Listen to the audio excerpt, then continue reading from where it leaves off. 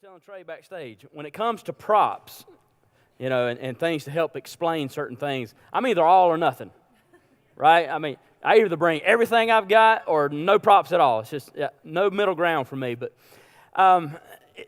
you'll sort of catch on as the message goes on and why I've brought this stuff, because we all have difficulty explaining certain things, don't we? You ever tried to explain something to somebody that you just can't quite put into words, and you can't define it, and you're trying to describe it to them, and you can tell that they're just not getting it, and you're getting frustrated, they're getting frustrated because neither one of you really understand what you're talking about, and it's nobody's fault. It's just some things are that way. Some things in life is just hard to put into words. Marriage and what that's like is sort of like that. I tell people all the time when I counsel young couples about to get married, and this is a busy time for me right now, going into March and April, this time of the year. I've got at least 3 couples on the schedule right now that I'm meeting with at different times, and I require at least 2 pre-marriage sessions. And so we go through all this stuff, and I tell them, listen, there's something about getting married that it just changes things. Your relationship is different. It just feels different. That's the way it happened with Jessica and I, and we've been together, including dating and engagement and all that, nearly 20 years. And so a long time we've been together, but the day we got married, I felt different. And the way I looked at her and the way I thought about her and felt about her was different. It wasn't a bad different, it was good, but I can't describe it. I can't put my finger on exactly what it is and define it and say, this is what is different and this is why it feels different. And so I tell couples that are about to get married that, and they look at me confused, and it's like they don't understand what I'm talking about, and they might even think I'm a little bit crazy. But I usually follow that with, okay, you won't understand it until you experience it. And that's usually where we get.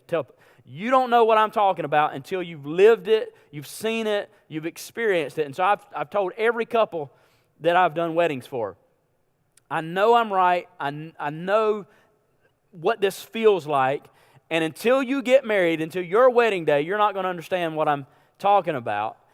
However, if I'm wrong, come back and please tell me. I've married hundreds of couples. None of them have come back and told me that I was wrong. Plenty of couples have come back and said, I don't know what it is either. I can't describe it, but you're right. Something is different. It just feels different. And so there's just things in life that are that way. And some of you younger ones who love to go to Carowinds, you'll definitely know what I'm talking about when it comes to this one. The thrill, the adrenaline rush of riding the Fury. I mean, how many of you have been on that thing? Incredible. It's like, what the heck just happened? In about 90 seconds, your whole life flashes in front of your eyes. This is the 6th tallest steel roller coaster in the world. 95 miles an hour max speed. And so you get to the top of that first peak. And the reason they call it, Fury 325 is because it's 325 feet in the air, and you're looking straight down at the ground, and then all of a sudden, gravity takes over, and it's all over in about 90 seconds. I mean, you don't know what that feels like, and the thrill of that until you have set your little tail in that seat and strapped in by nothing more than a little lap belt or something, right? I could try to describe it, and I could give you all the facts about the roller coaster and everything like that, but every description is lost on you until you've been there, until you've ridden that thing. And something else that I figured out is a lot that way is grace. Grace is just hard to explain. It can't really be defined, and I find it difficult and sort of frustrating describing it, and this is now our 3rd week talking about grace, and it's not getting any easier to help you and to understand and to feel like that I'm making some headway here. But grace is just one of those things that you just have to experience it. you can have all the knowledge and the definitions, and listen, I could sit up here and explain so many different things, but until you've experienced grace, it's going to be hard for you to know what I'm talking about. One pastor said that grace, apart from experience, is lost. It dies when it's separated from personal experience. And so that's my goal here. My hope is that throughout this series, and then of course beyond, into the future, that we all gain a little better understanding of this thing called grace, not because I've explained it so well, but because we've all experienced it, and every single one of us has a personal story that we can attach to it. Our story of grace, because that's the only way we're really going to understand it. And I've been putting out here every single week this memory verse for us, Hebrews chapter 12, verse 15. And the whole concept here is about everyone experiencing grace. And so the theme verse, our memory verse, is simply, see to it that no one misses the grace of God. Let's make sure that everyone has a story, a personal experience to attach to grace so that we all better understand it. Now, we've only mentioned and focused on that first part of that verse. We've hinted around and sort of, dodged around the second part, but I think it's important today that we move into the second part of this verse so we can get a full understanding. It says that, see to it no one misses the grace of God, and that no bitter root grows up to cause trouble and defile many. And see, I think that's the problem that we've run into for many people, and especially some of us who, we grew up in church. Maybe we've been around and heard about God, and we've been preached to time and time again about sin. Listen, there's a point in the time it needs to be said. However, I think we've come to a place that we've heard about those things, some of us, without hearing about grace. And when that happens, we miss it. It's lost. And when we miss grace, when we lose that, when that's not in the equation, that's not a part of the conversation, well, a bitter root can begin to develop and take form and cause trouble and defile many. You see, as I was studying the resources for this series, it pointed out that in the Hebrew culture, a poisonous plant was often called a bitter plant. And so when the writer here is talking about, make sure that no bitter root grows up to cause trouble, he's talking about the root of a poisonous plant. And he's using that, metaphorically to speak of, figuratively to speak of a person.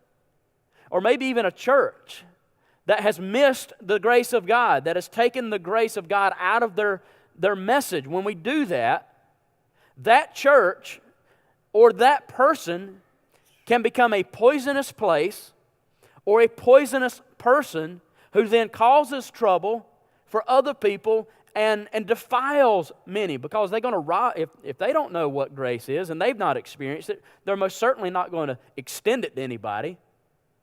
They're not going to be willing to share it. And so that can cause a lot of problems. And listen, if for no other reason than to avoid our church becoming a poisonous place, I want us to be a place of grace.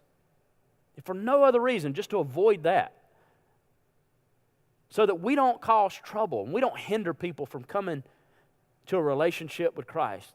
I want New Life Church to be a place of grace, full of people who are grace people, And so now that we've sort of got that laid as a foundation, I want us to jump into our, Grace is Greater series. Every week this series we've been talking about, how grace is greater than whatever else we put on the other side of that equation. We started out talking about grace is greater than our guilt. We're all guilty of sin. The Bible is very clear about that we've all sinned and we all have fallen short of God's glory, His standard. And so we're guilty. Every single one of us is guilty of something. We're deserving of God's wrath. We're deserving, quite literally, of hell forever. But in His grace, God has extended to us mercy, forgiveness. He's offered to cleanse us of our sin through faith in Jesus Christ. That's all grace. Grace is greater than guilt. Grace is greater than weakness. We talked about last week. Whatever limitation it is that we have, deficiency, whatever we see as a negative, or a shortcoming of ours. Listen, Paul, he just came out in the open. He said, this is mine. I've got this thorn in my flesh, something that keeps me from being all that I think I can be and doing what I really believe God would want me to do. And I feel like it's holding me back. But I'm going to celebrate this weakness because God has shown me that His grace is greater and that in my weakness I'm even made stronger because His grace and His power is then on display in my life. And so we learned last week, there's no real reason to hide our weaknesses or to deny them, pretend like they don't exist. It'd be better off if we just bring them out in the open and say, God, this is the weakest point in my life. This is the weakest link in the chain. And so if you can use me and if you can use this, then please do. And when we come to that place where we're willing to acknowledge our weaknesses, then according to what Paul said last week, God's grace is unleashed in our life and His power begins to manifest itself in us. And so that's incredible. If you missed last week, then make sure you go on YouTube and find that and watch it. Today I want to spend some time talking about and thinking about our circumstances. And now it doesn't really matter where you are, what your level of understanding of grace is. It doesn't matter what your circumstances happen to be. I want you to know and leave here today convinced that grace is greater than your circumstances. Grace is greater than whatever it is that's going on in your life right now. And so I want us to look at a couple verses that the Apostle Paul wrote to some believers in a place called Thessalonica. That's a sort of a hard word to say, but it's a city back in that day. And so you find that in the letter of 1 Thessalonians. He wrote 2 letters to these folks. And we're going to look at 1 Thessalonians chapter 5, starting in verse 16. A couple verses here we're going to read. Now, just like the ones last week where Paul wrote to the Corinthians and he says, I asked God to remove this thorn, but He said, my grace is sufficient. We use that a lot of times at home, and it might be on our wall. It's sort of wall art or home decor. It's really a nice saying, but we have a real struggle applying it to our lives. Same thing here. These verses that we're about to read, same thing. They sound nice, man. They're pretty, but we find it hard to live them out. Because Paul says here in verse 16 of Thessalonians chapter 5, rejoice always, pray continually, and give thanks in all circumstances, for this is God's will for you in Christ Jesus. And just as a side note here, I have a lot of people asking on a regular occasion, how do I know God's will for my life? How do I find that out? What is God's will for my life? Listen, I may not know all the details or the specifics, but I can tell you this. Right here, Paul just revealed to us God's will for every Christian's life. And it was threefold. Rejoice, pray, and give thanks. He said that's God's will for your life.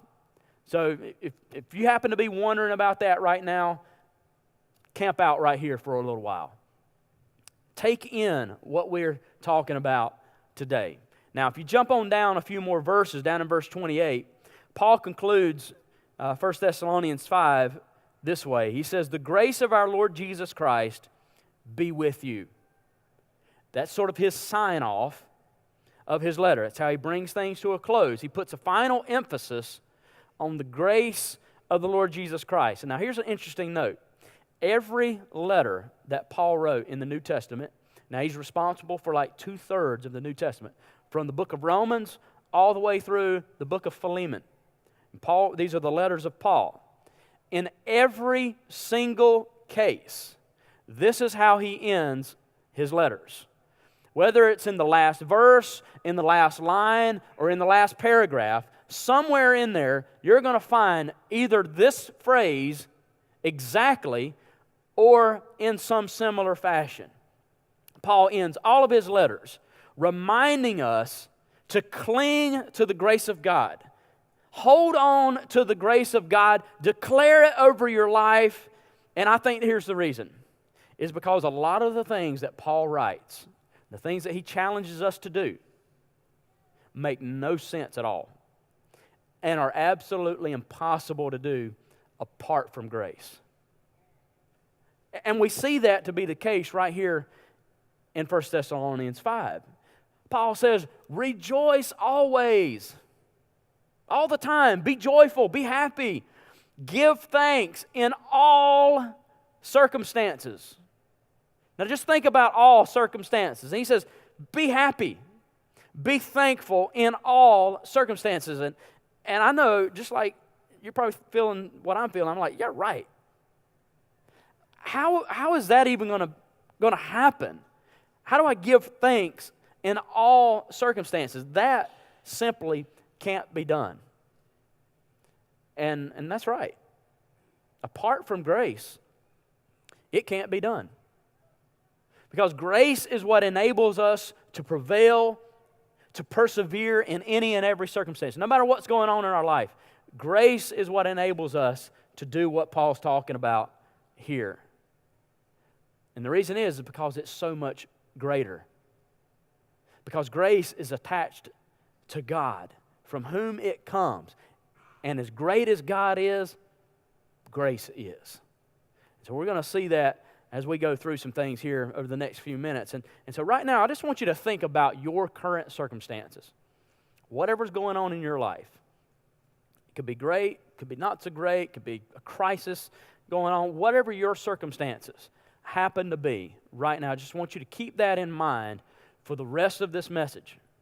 Right? That's at the forefront. So everything that I say from this moment forward, I want you to attach to your circumstances and what's going on in your life, okay? Because I want to give you 3 attributes of grace as it pertains to your circumstances. So in any and every circumstance, I want you to think about these 3 attributes or characteristics of grace. And the first one is this, write this down. I want you to think about the superiority of grace compared to your circumstances.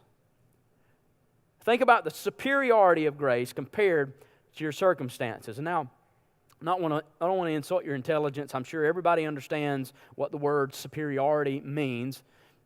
All right, it just means that something is superior or supreme, or it talks about something's dominance over other things, or one person's over another. If you have a superior at work, they have greater responsibility, they have more authority, they're over you or whatever, above you.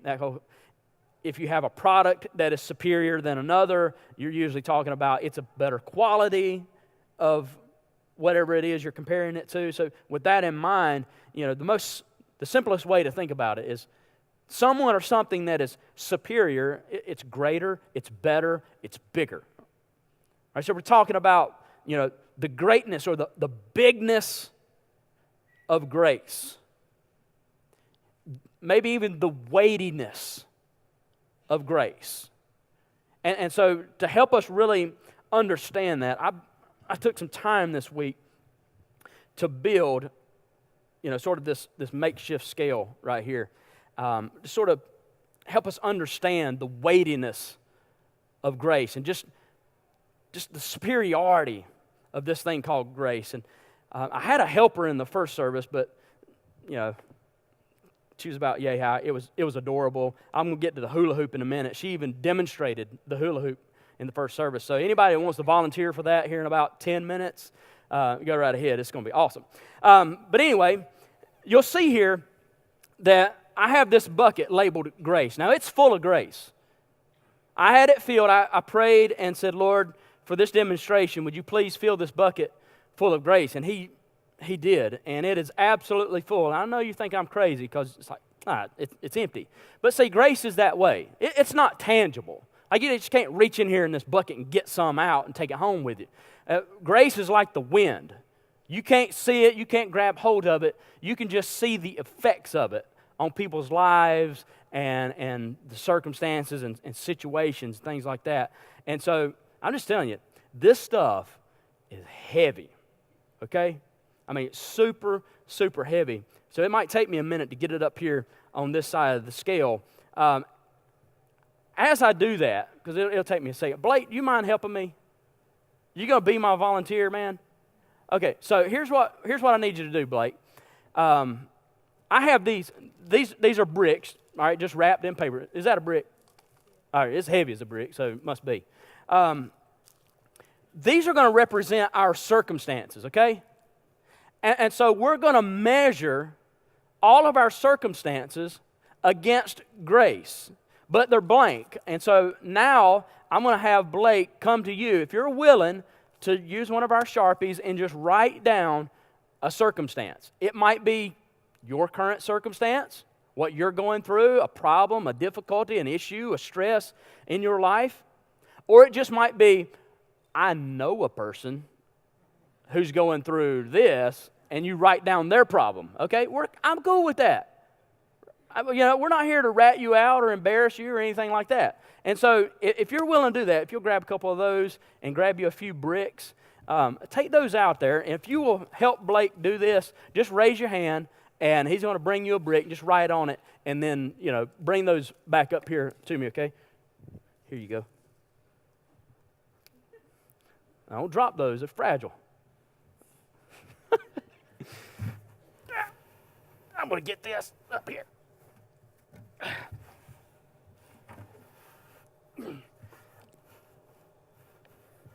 You okay, Blake? Okay, all right.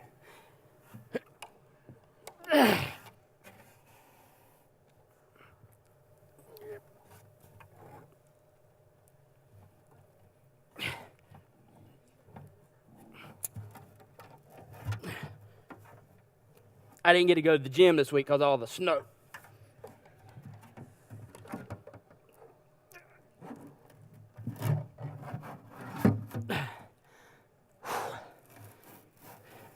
Here we go. Turn it around that way so you can see. It's Grace. Whew. Don't you fall off there, Grace. That would be ungraceful. All right. You got some? Okay. Let's say death of a spouse. And so what we're going to do is begin, like I said, to stack these things and weigh them against grace. And I found out by the first service that these things will slide off, so I'm going to hold them.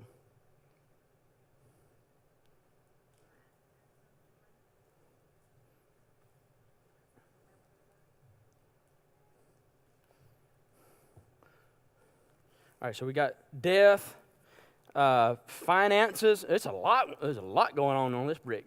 Finances, infertility, cancer, miscarriage. All right, there's a lot going on there.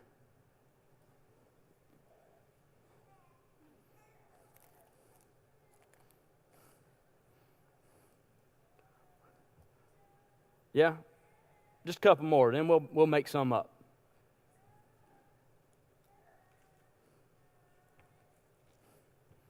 Awesome. Let's see. Divorce. Yep. Money problems. Hey, these are all good. But let's just think about some more. Anything else? I mean, surely y'all got some issues. I know you got some issues. What about a job? Job loss, something like that. Here, Blake, you're going to have to hold these things up. What else? Sorry, you got that right. I can just write on here, teenagers. All right? Hold that right there. Anything else? Huh? All right, emotions.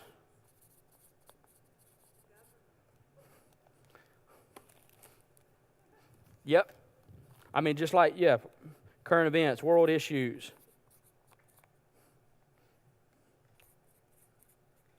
Government.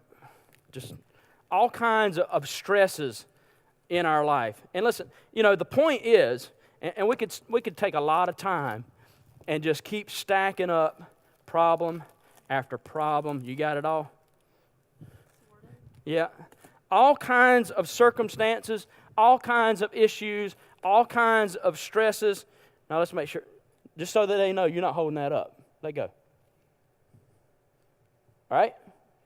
It doesn't, the point is, it doesn't matter what we stack up here. It doesn't matter how much we stack up here. Grace is always greater. Grace is always weightier. It's always superior than whatever our circumstances happen to be. Now, you help me get these off here for a second. You just throw them down there. It's fine. Oh, about got my toe. All right, that's good. We'll leave the rest of those up there just for effect. Awesome. Thank you, sir. Everybody give Blake a hand. You did great. Now, in a minute, we're going to see if you can hula hoop. That's all right. You got voluntold. But you get the point, right? Whatever's going on, whatever the issue happens to be, grace is always greater because it comes from God. It's based on who He is. Without God, it doesn't exist. So as superior as God is over our circumstances, grace is superior. And I want to remind you of what God said in Jeremiah 32, verse 27. He said, I am the Lord, the God of all mankind. Is anything, now think about this, is anything, any of these things, or anything that we could possibly put up here, is anything too difficult for me? Is there anything in your life that's bigger than me? Is there any burden, any problem that's weightier than me? Of course, the answer is no, because grace is always greater. Now, another thing I want us to think about as it pertains to our circumstances, not only the superiority of grace, but the sovereignty of grace over our circumstances. And now, again, sovereignty is one of those words that you might hear in church, and we feel like that we know what it's talking about, and perhaps you do, but maybe you're a little unsure. You might hear the pastor or somebody talking about, the sovereignty of God, whatever. That's the way they used to say it where I came from, But you're like, nodding your head, yeah, I know all about the sovereignty of God, hoping the whole time that the pastor doesn't look you straight in the eye and see on your face the confusion in your mind. Like, sovereignty, yes, whatever that means. It's very simple. So let's put it on the bottom shelf here this morning. That's where I can reach it. The sovereignty of God simply refers to His supreme authority, His control and power over everything. Every situation, no matter what's going on, God's sovereignty is His authority over that. Like He's in charge.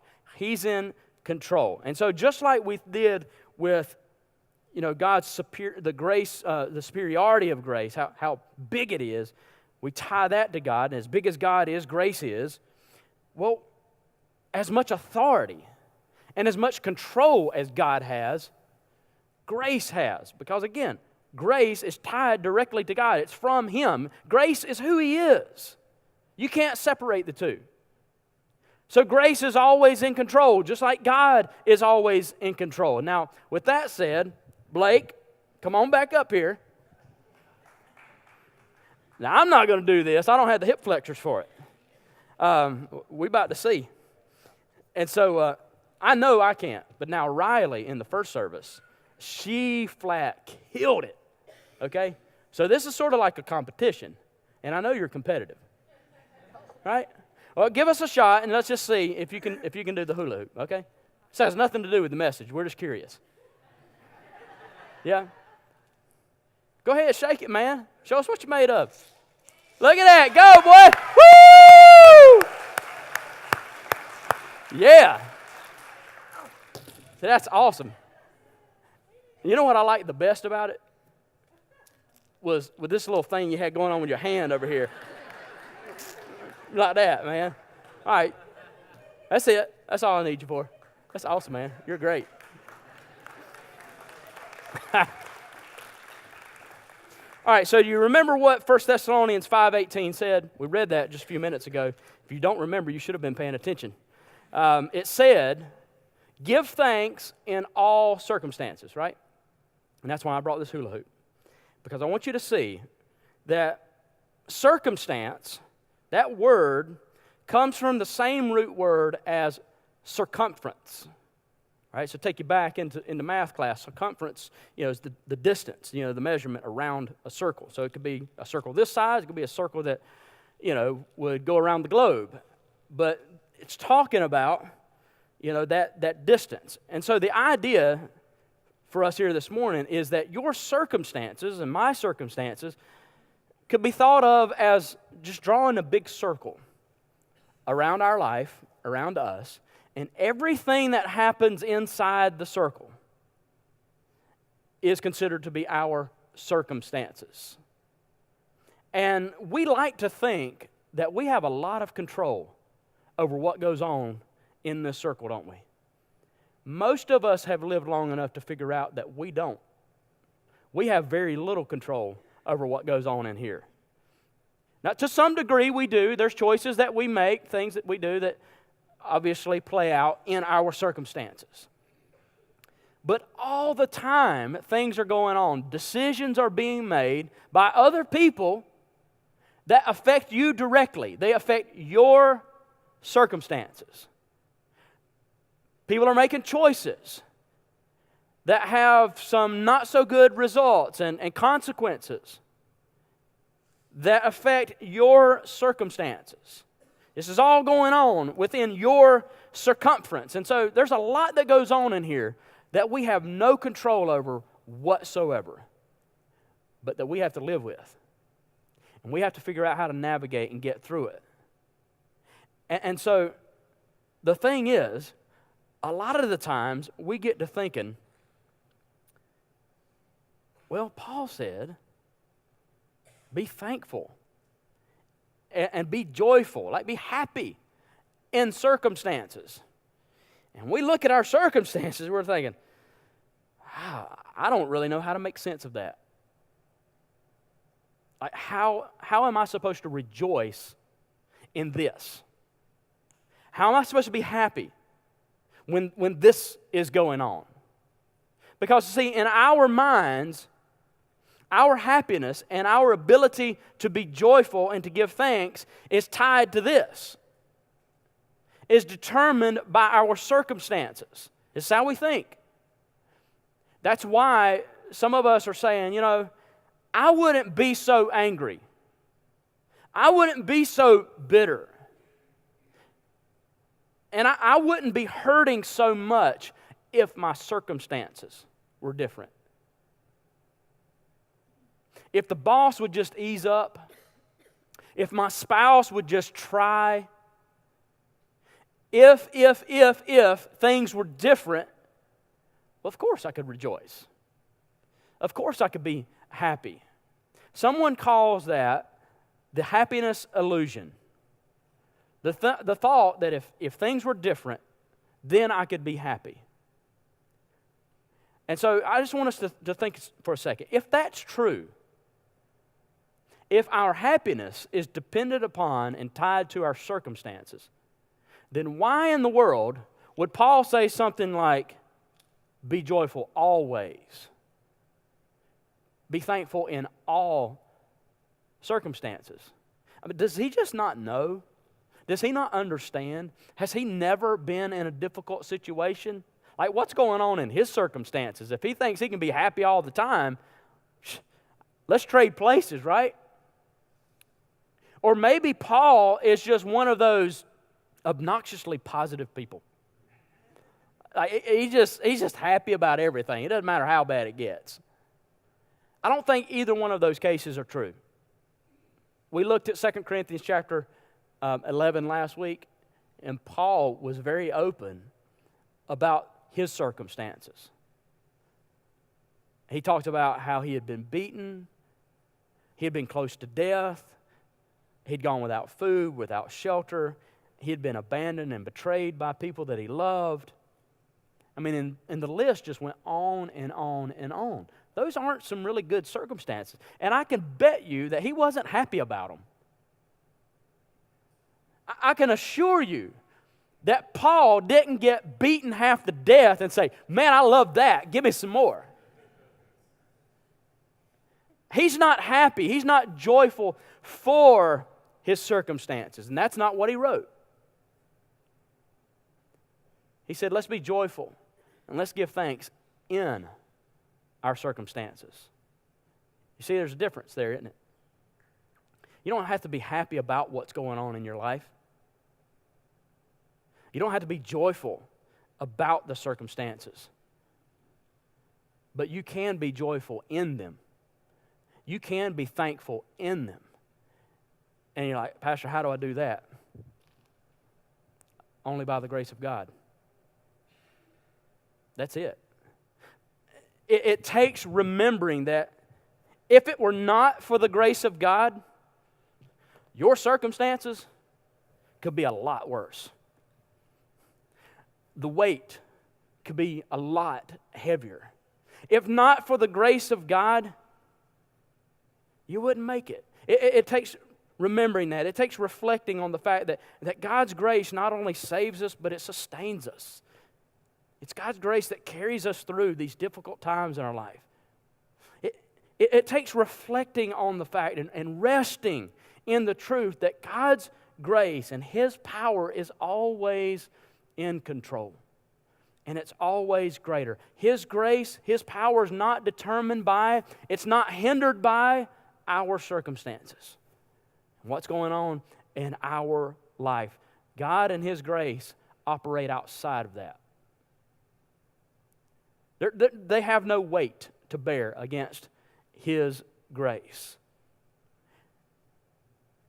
He's always in control. And His grace is always enough. And that would lead me to this final thing I want you to think about.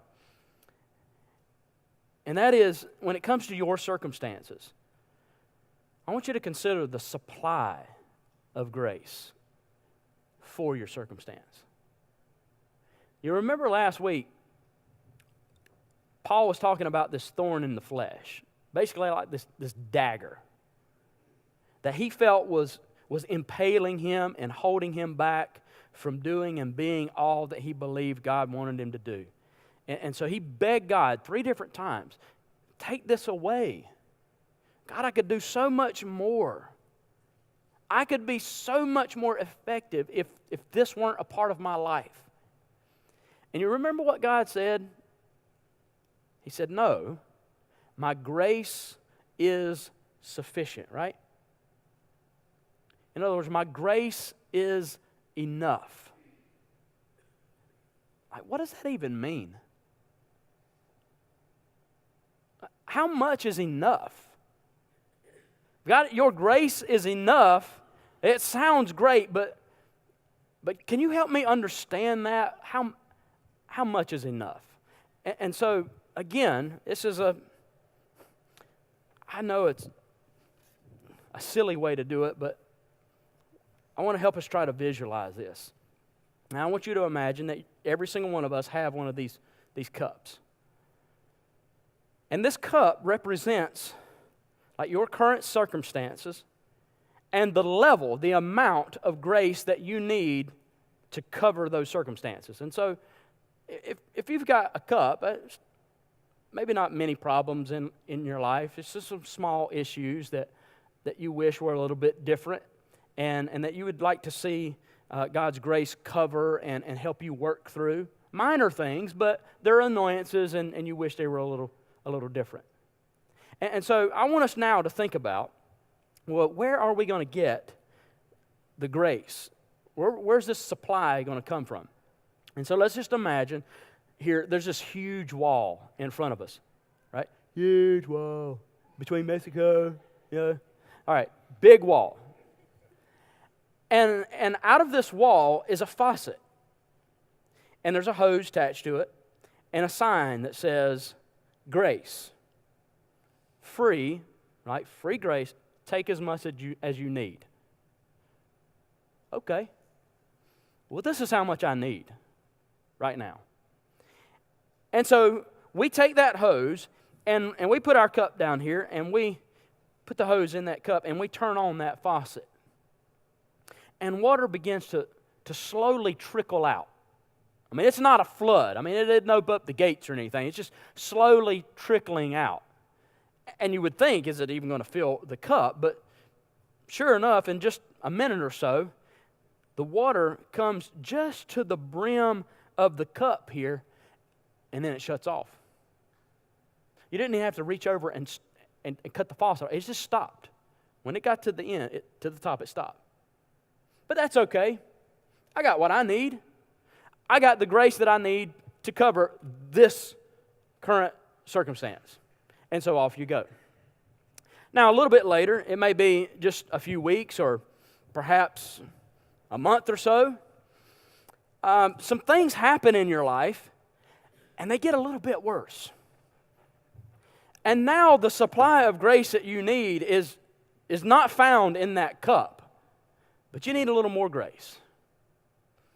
Maybe it's some marriage problems, and I'm not saying that you're like on the brink of divorce, but just things are tense right now, and it seems like every time you and your spouse are around each other and together, you're fussing about different things, and it could be one of these things, and maybe a death in the family has caused some stress, and maybe it's your job just a little unsure, which makes finances a little tight. I don't know what it is, but it's a little bigger problem than what we were dealing with just a few months ago. And so this is the amount of grace we need. And we come back to that wall, and that faucet's there again. We put the hose down in this bucket. We turn it on.